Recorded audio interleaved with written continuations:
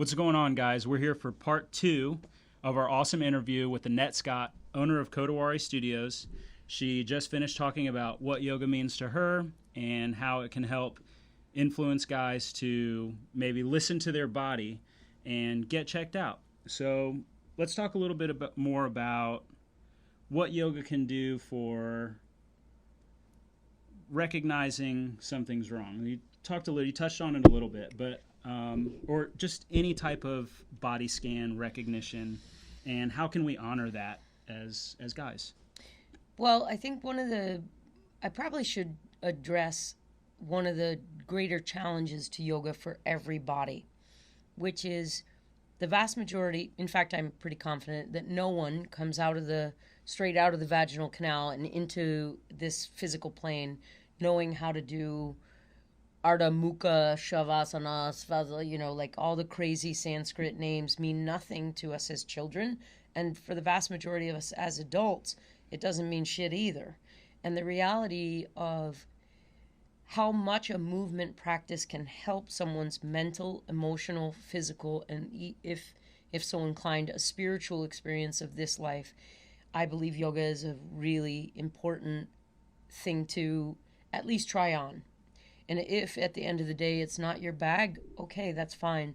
However, given that it addresses all those things so fully, holistically, and in a fairly efficient amount of time, anywhere from a half an hour to an hour, you can radically change your level of health on mental, emotional, physical, and spiritual planes. It seems like a really high-performing tool. With that being said, the great challenge for many men and women is that you're going to feel like a jackass the first yoga class you go to. Even if it's a gentle class, you sort of have to wrap your head around, I'm not going to know what their lingo is. I'm not going to quite know what it is they want me to do. Most yoga classes, unless they're a set series, are going to be different every time. And so there's a level of anxiety about that. Like, what if I look like a jerk, or I don't know what I'm doing? That's fine. I would encourage people to remember, if you can't get anything right, you're also not going to get anything wrong. So just go and enjoy the move-in. Enjoy the movement. Yoga as a whole, as a health tool, as I already established, not only do address the mental, the physical, the emotional, the spiritual, all of these come together through the linking the breath to the movement. Now, the wonderful thing is that as we come to understand how our brain works and how it's actually physically organized, there's 88 billion neurons approximately, give or take a billion, in the brain, in the whole mass of the brain. 67, approximately, give or take a billion, are in the motor cortex. And so as a result, this tells us that if you want to exhibit the highest degree of your biodesign intelligence, you move. You move the body. And so moving the body is also how we come to know the body. So for many of us, sitting in chairs, sitting in front of computers, being on the phone, it's kind of a neck up experience of our life. This is very limiting because I don't know about you, even though I have a huge dome, this big head of mine, there's a whole bunch more of me down below. And so moving my body actually lends an awareness to myself in space, to myself in relation to my people, in relation to environment, and I come to understand myself through movement. So I feel what's working, what's a little sticky, what's a little glitchy, what feels gorgeous, what feels vibrant, what feels downright damn sexy, what feels good. And I'm a huge fan of that feeling, of feeling good in the body. I think I'm fairly typical in this. If I look in a mirror and I watch myself, I might end up being critical. Oh, I shouldn't have eaten that pizza, or all that crap that runs through our head about our body image, or whether we're tall enough, short enough, hairy enough, thin enough, whatever, pick it. Everybody's going, by virtue of this culture that tries to sell you toothpaste as by virtue, like your toothpaste is fucking reliant on how sexy you want to be. I just want to have clean teeth, right? I just don't want to have stinky breath. So brush your teeth. But yoga offers us a way to know ourselves in this fluid, breath linked way. And there is a real enjoyment, a joy, a pleasure, especially when you drop the critical, analytical aspect of the mind and reside fully in this body of mine is moving and it's beautiful and I'm breathing and I'm alive. And if you're in a public class, there's that added facet of, wow, I'm with other people doing the same thing. And there's a sense of unity in that. You don't even need to know everybody's name or like them. And maybe the person next to you is super sweaty and stinky, and that's not what you have a preference for. And yet, ironically, that togetherness in the joy of moving with the breath changes how we experience ourselves. I think that's critical. Coming to know yourself is really critical. Coming to know what's working well, what's moving well, is a blessing. Sorry to sound so preachy, but to really get into this bio design as it was designed requires movement. Well, you brought something up that really kind of resonates with me, because in previous discussions with other guests or doctors, there's so much pressure. I mean, I know there's a lot of pressure put on women, but there's so much pressure put on guys. And this is a men's health podcast, so that's what we're talking about. That's fine. But there's so much pressure put on guys to perform, and not just sexually, but go out and work hard and provide and do all these things to Brene Brown discusses bring together it. a family unit. Yeah. Unit. And when you said you come to yoga, you could do it right, you could do it wrong. I mean, how many times in my life just where it's like, oh crap, I screwed that up.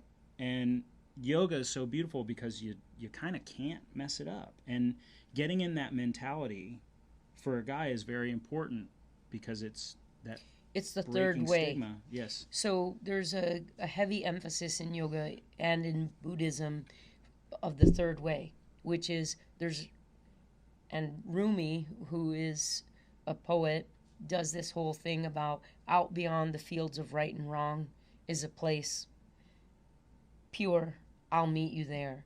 So there isn't this constraint that, oh, you're either getting it only right or only wrong. What about all the in between? What about the learning space where, confusion is the hallmark to curiosity?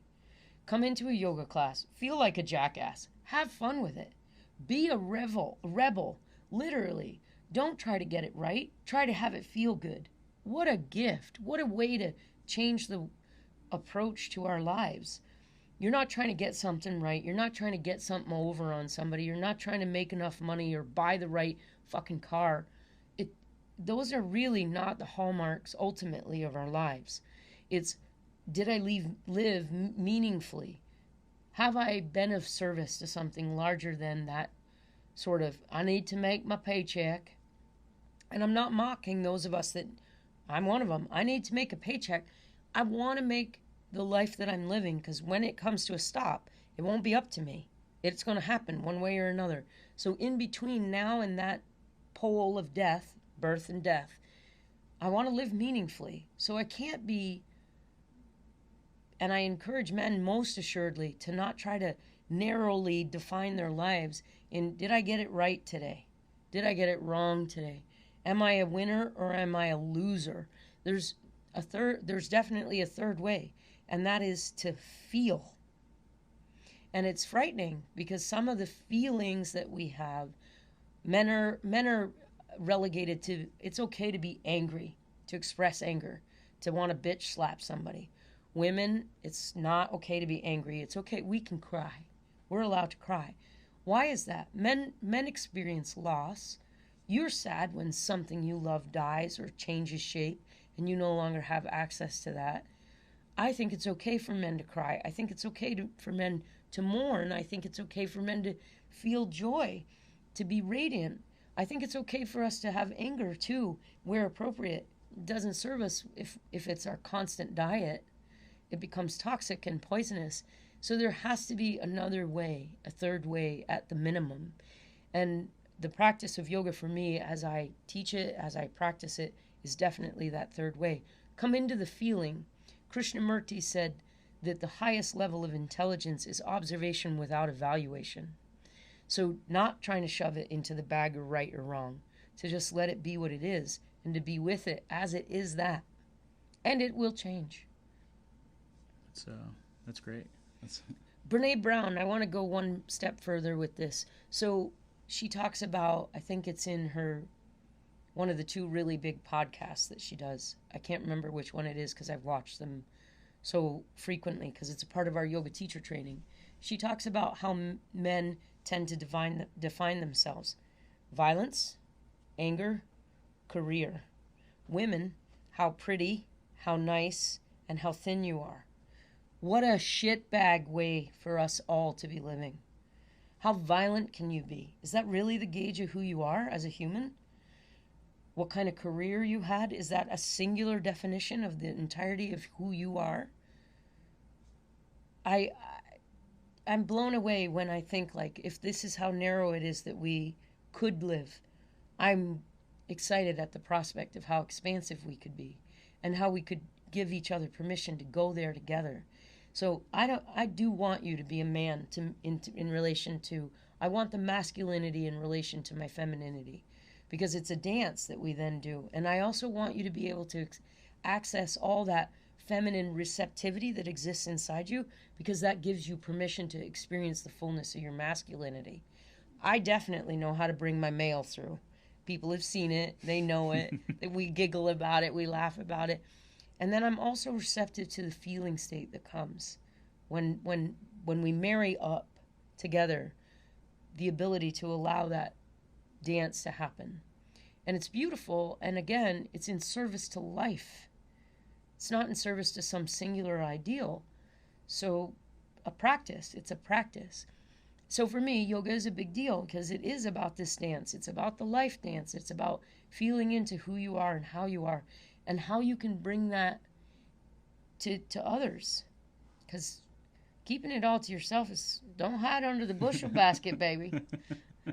Well, I think it's, since I started doing yoga with you, I've noticed how many more men are starting to come to the studio. And I got a lot of man meat. You do. And so I noticed at first I would be one of the only guys in class. And as this studio has evolved, there have been a lot more men showing up. And I think that's great because there's a lot more guys getting in touch with not only being physically fit, but also mentally fit. Absolutely. And so go back to I go back to that 88 billion neurons. 67 of them are organized around movement.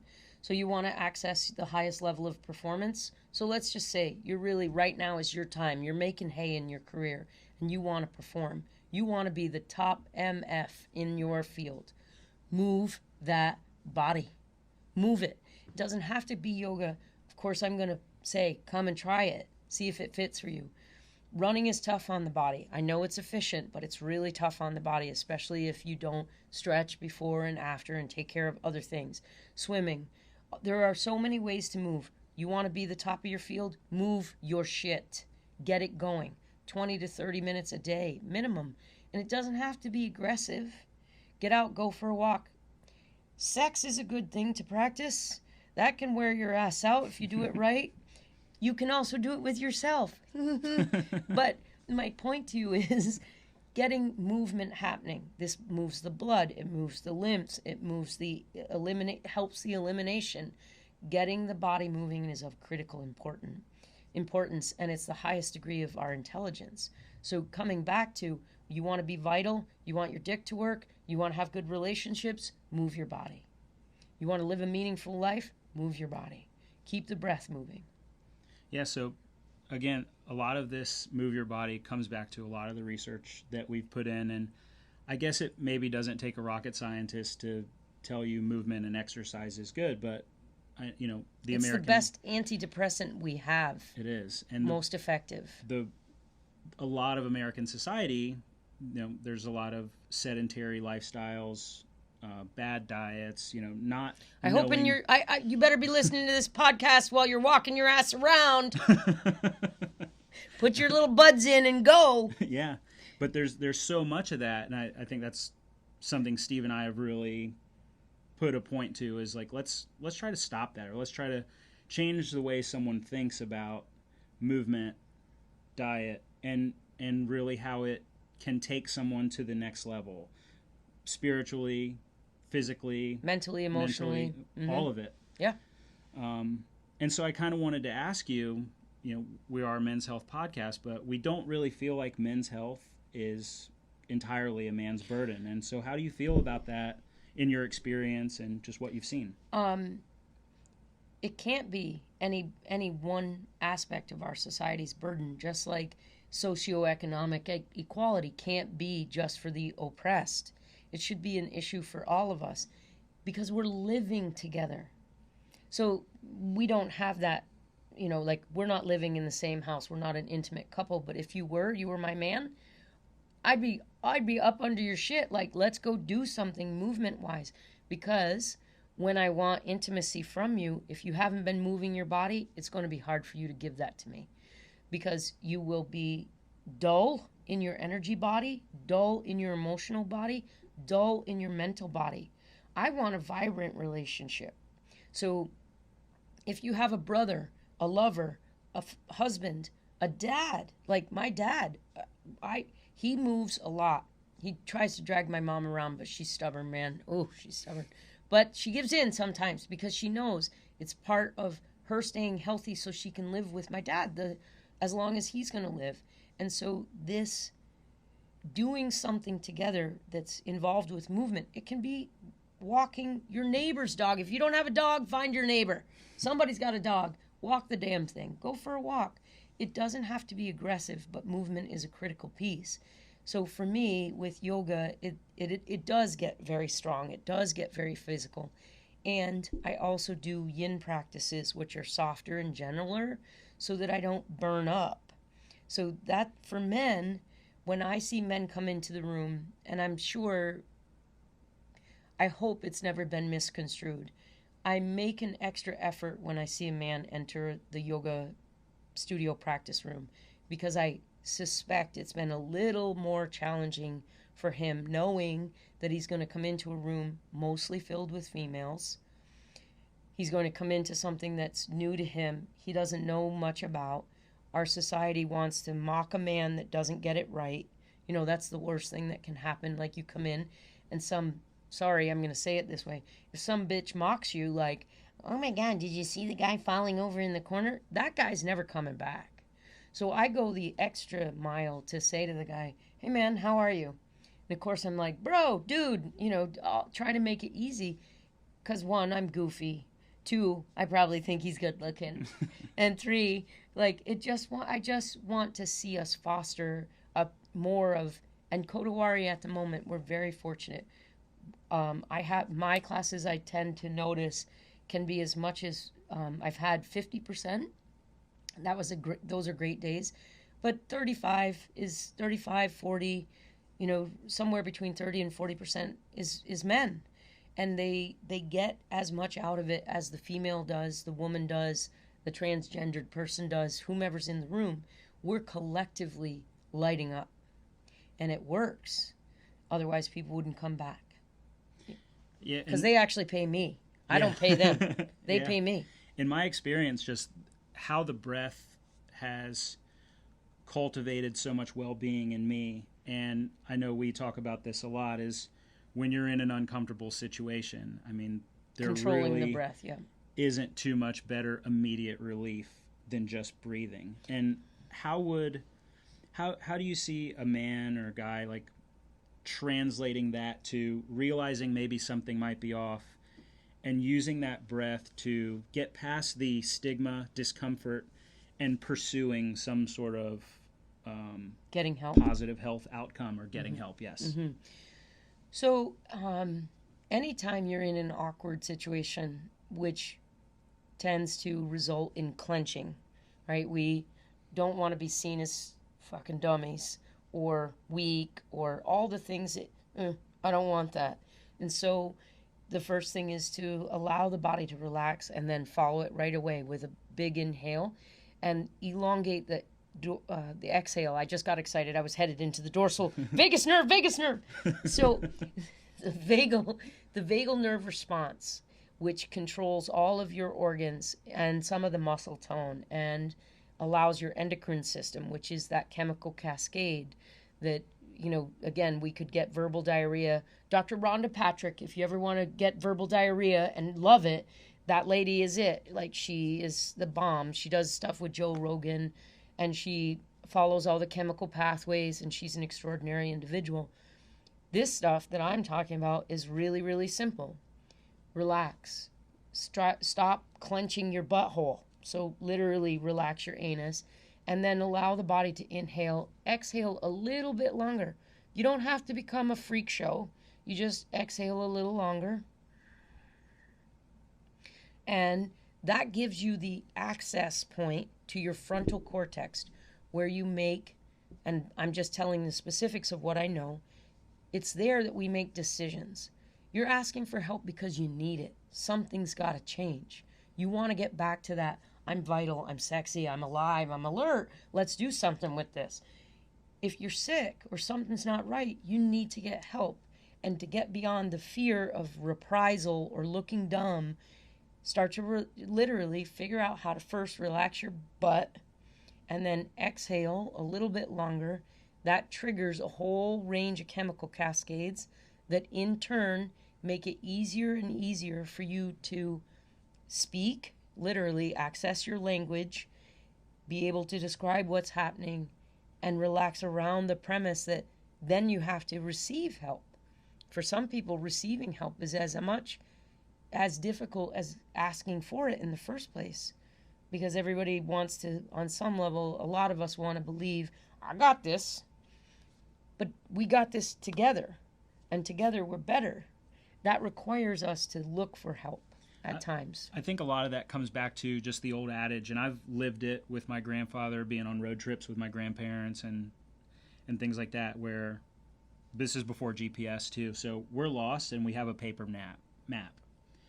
And my grandmother's like, we're lost, we need to stop. And he's like, hell no, we're going to find it. And I think that is really kind of Men's Health in a microcosm. And, I think breathing through that discomfort and getting through saying, hey, doc, I'm not feeling right today, or I haven't been feeling right for a week and I know something's off. And just being able to verbalize it to a doctor and someone who can provide some sort of, medical insight. Yeah. It's the first step, and it's really the hardest. Well, and it requires, ironically, the thing that men want to be known for, courage. You want to be courageous? Speak up when something's not right. You want to actually know what it looks and feels like to have courage? It feels like shit, brother. It's going to feel like shit to be like, something's not right. And the courage is to acknowledge that something's not right and then to ask for help to get it fixed. That's full-blown courage. So it's not recklessness. It's not stupidity. It's like, I understand and I'm doing something about it. And it requires, and here's the hard part, this is this masculine-feminine dance. The vulnerability, I receive that as an honest piece to my, okay, something feels wrong. That's the receptivity. The masculine is the courage to come forward and say so. But you can't have one without the other. You have to be vulnerable enough to acknowledge what's not working in order to say something with courage about it and to get it fixed. So there's no shame in the game of wanting to be vital. So utilize courage. Practice being courageous. It's real. It's a real experience. Courage looks like, I don't know. I don't have the answer. This feels awkward. And then you relax and breathe through it. And that's what courage is. There. It feels a little bit like, I guess another way of putting it is stand in the fire. Yeah, absolutely. I've seen it so many times with childbirth. So when I'm helping a couple give birth to kids, men want a task. Not all men. I don't want to blanket brush anybody. And yet, in intense emotional situations, what men want is something to do.